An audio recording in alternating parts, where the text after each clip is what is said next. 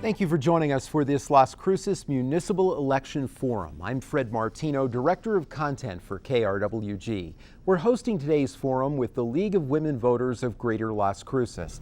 And it's just that, a forum, a chance for us to hear candidate views on a variety of issues. We ask the candidates to stick to their positions and refrain from mentioning their opponent. Candidates will have 1 minute to answer each question.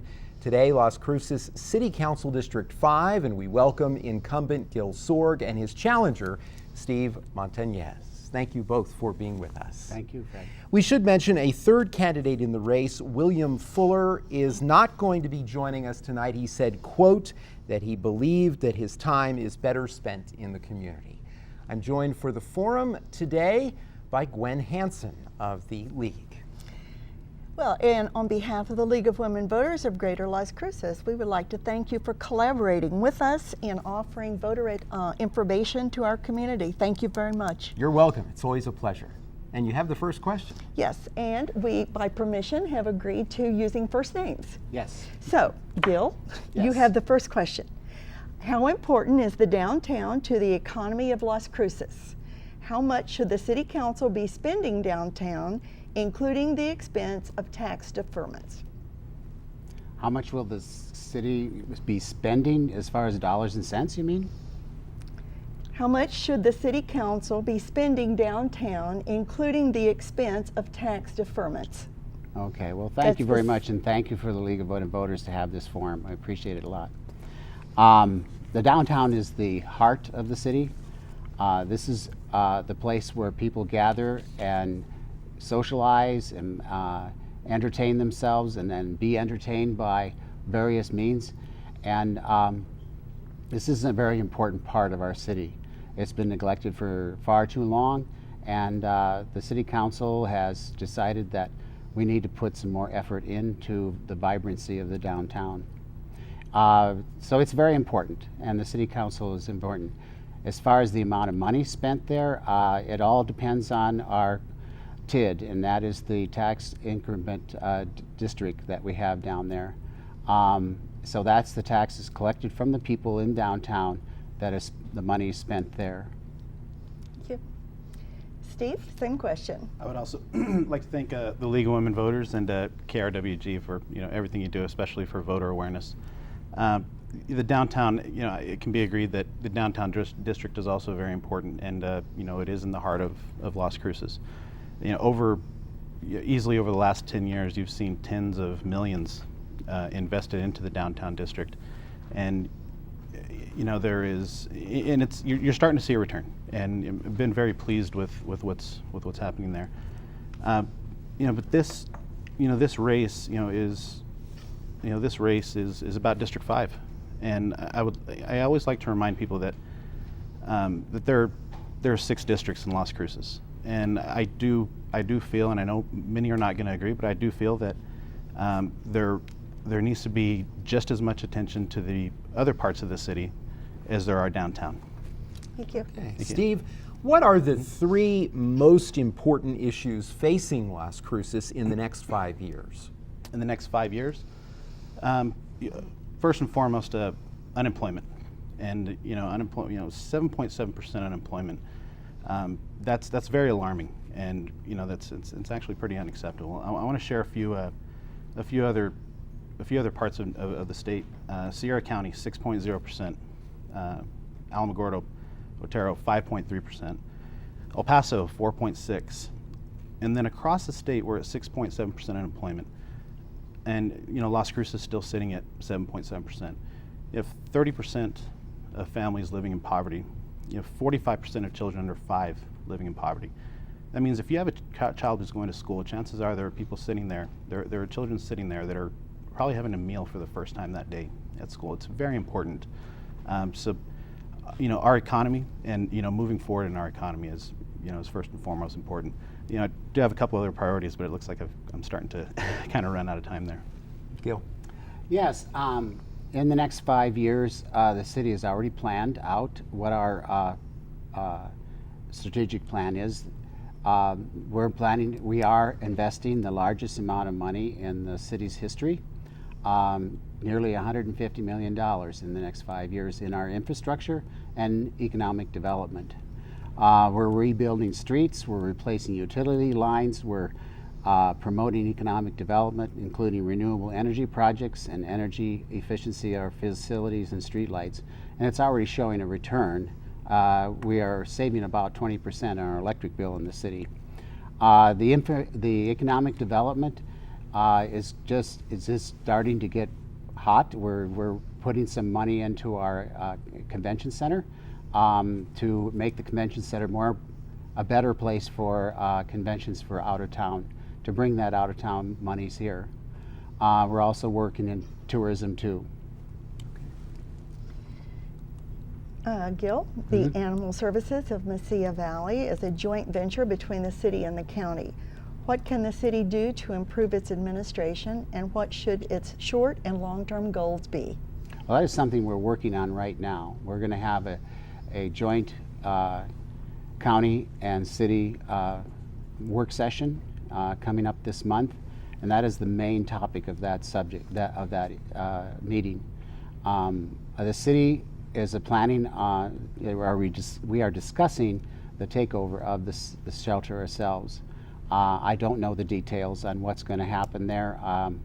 I think it's going to have to be run better because it hasn't been running very well in the past. Thank you. Steve? Thank you. I'll always admit when there are certain issues that I'm, that I haven't done the research on or that I'm unaware of. But the Animal Service Center, from speaking with constituents, many have been happy with the services that they've received at the Animal Service Center. And what I do want to say that a lot of people would agree with is it would be a great idea into looking over a private entity taking over the Animal Service Center. So if there were a company that could come in either through the RFP process, and a contract could be issued where that's one item that the city wouldn't so much be able to overlook, and really let the private sector come in, the private sector that could come in that is very educated on what it takes for a facility like the Animal Service Center to be successful and to be sustainable. Thank you. Thank you. Steve, what are 3 quality of life factors in Las Cruces you would act to maintain or achieve? I'm very glad you asked that question. Thank you very much, Fred. Infrastructure is very important to quality of life, and there are so many things that fall into infrastructure. In District 5, we've dealt with quite a bit of uncontrolled flooding. Even now, today I just passed by a drainage pond that has been sitting there partially full for the last 2 months. Bad flooding leads to weeds, mosquitoes. It really just starts to deteriorate the infrastructure. Parks are very important to me. Parks, our children deserve them, and our children have been shorthanded parks, especially over the last 10 years that I've lived in District 5. So parks, infrastructure, and economic development, specifically in in that part of the district. There are a lot of people who have to drive very far just to pick up a gallon of milk, or or a loaf of bread, or to make a quick trip to a store. So District 5 is very capable of becoming its own microeconomy with the right kind of commercial development out there, to make goods and services available for people that live out there. Quality of life issues are important for the citizens of Las Cruces. We need good museums, good libraries, and good senior services. But it's true, we also need good parks. In District 5, we only had 6 parks when I started in the City Council. I knew that was a deficiency, and it was a deficiency because the developers did not build the parks like they should have. So since then, we have added 7 new parks to the developers and the cities added 7 new parks to this District 5. Developers, one in particular, John Moscato, saw that a park was important for new development, and he put in 5 of those parks that are of the 7. And so you can see in his subdivision, those houses are selling fast. And so we need to continue with that in our comprehensive plan too. Great. Gil, recent studies indicated a need for nearly 5,000 rental and over 4,000 home ownership units. How will you address these needs? Yeah, that is a serious problem in the city. It goes along with our poverty we have here too. I plan to aggressively increase affordable housing in many ways with many sources of funding, such as grants, public-private partnerships, tax credits, and so forth. The increase in the public funding revolving fund to $1 million, it's only at $500,000 now, and provide for increasing Habitat for Humanity housing incentives also. And to promote anti-poverty policies such as better education and paths to better paying jobs. The city must have research, the city staff must research all possible ways of increasing affordable housing. Thank you. Steve? Affordable housing, it also ties into to economic development, and you start looking. We have some outdated policies, in our city government, especially when it comes to to development. Impact fees are extremely high, and you ask anybody who's building, including affordable housing developers. I mean, it's taken well over 1.5 years to get an affordable housing development built, out there. A lot of these policies have really driven away, residential, and commercial development. They've also, driven away businesses, as well. Building, is probably at about 20%, of where it should be, or where it was before our economy crashed in 2008. So, it's time to start having the conversations we need to start having is what, can we do to start encouraging responsible development here and responsible affordable housing, here in our city. Steve, describe how you will use facts and opinions to make decisions if you serve on the council. That's very simple. We've got to talk to our constituents. We really do. I talk to, when I'm out knocking doors, a lot of them complain that they haven't had a district meeting, since December of last year. There is a lack of serious communication, and really this falls into our constituents and the residents in our districts. They are the most important. We really have to sit down, and figure out what their top concerns are, and of course educating them with facts. We know that we cannot grant every single request, but we start seeing what the biggest concerns are out there, putting them into an order of priority, and start having these discussions with with our committees, in our city government, and bringing these to the dais. Facts and research, was it? And opinions. Opinions, that's right. Well, I think it's the responsibility of the city councilor to obtain the facts, know where to go to get facts on every issue that we have to deal with, use our city staff as much as possible, do some of the research on our own. Also is listen to the people in the city too, especially in our district. The opinions come very, very frequently, and you hear all kinds, and you have to sort through them and try to organize them so that you can come up with a decision on how to vote on an ordinance, or vote on a resolution. And so I listen to everyone. I listen to all people that come to me.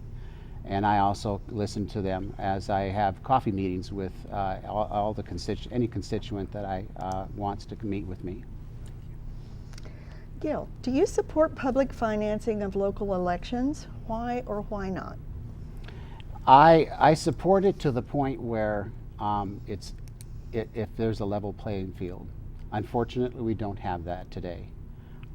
We have PACs, PACs, super PACs that come into elections and spend huge amounts of money that the candidate can't control, and so if they are not controlled, I do not support public financing of elections.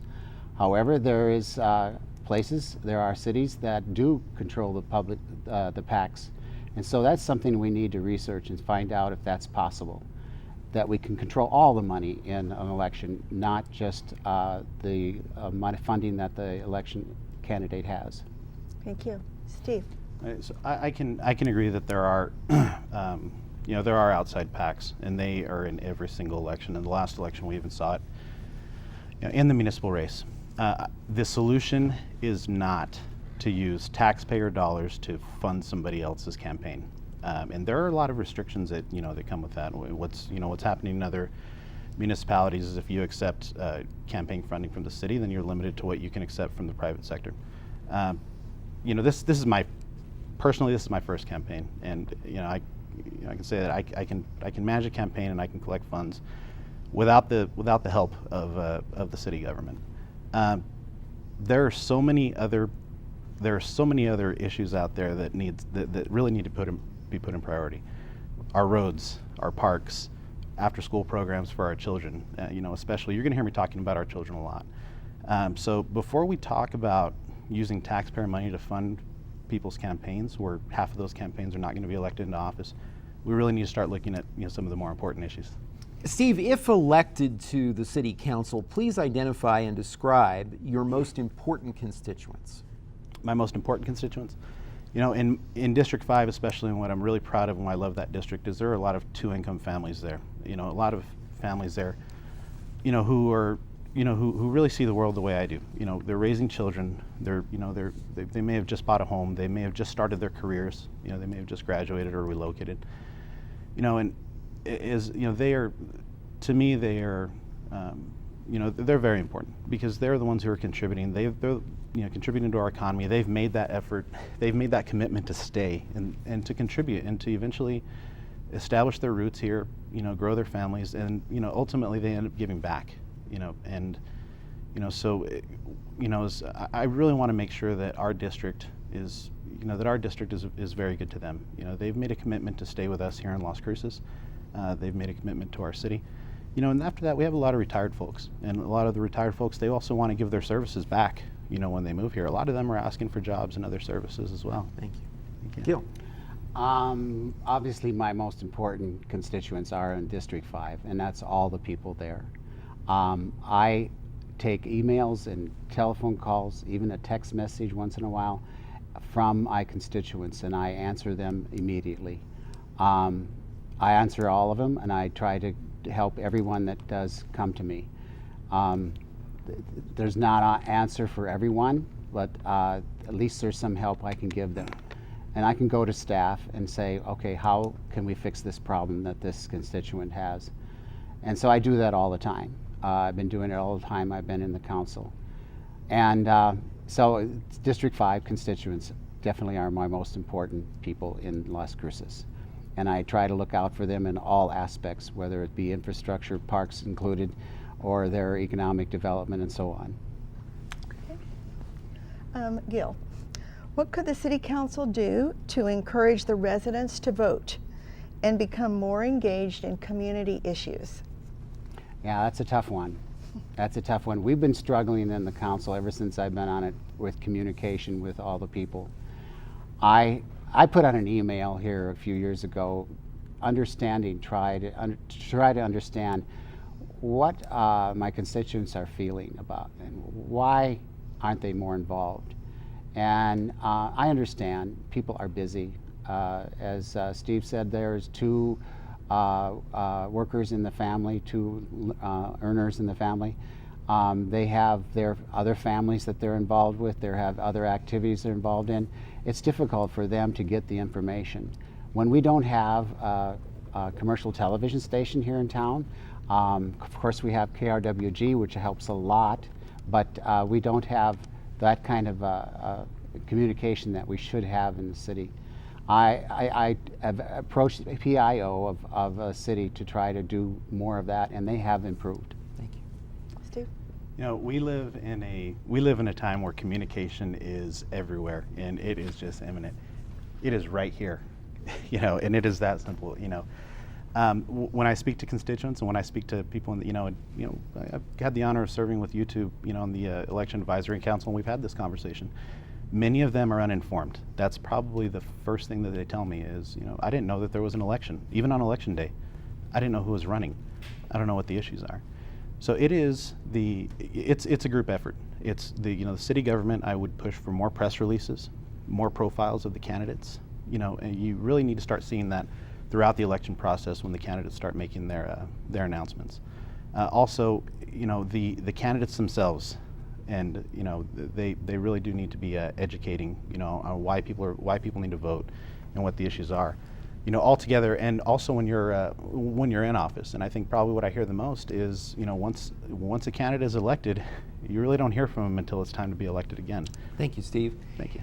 Steve, there have been requests, as you know, by some to block the increase in the Las Cruces minimum wage to $10.10 an hour in 2019.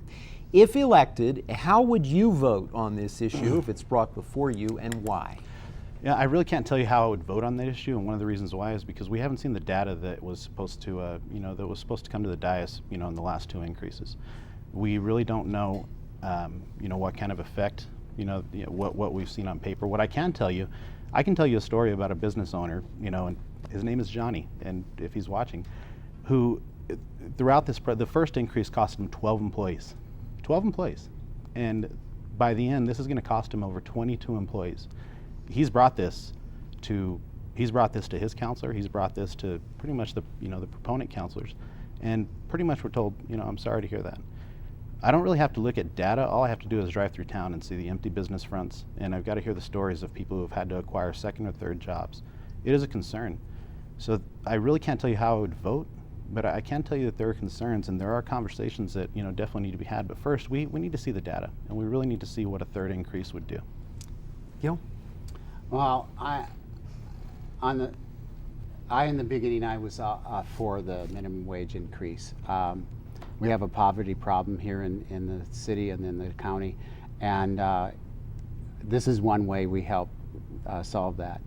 Minimum wage increases, minimum wage started back in the 1930s with Roosevelt, and they've been increasing over the years. And in times when we've had good economic times, the minimum wage has been at a proper level.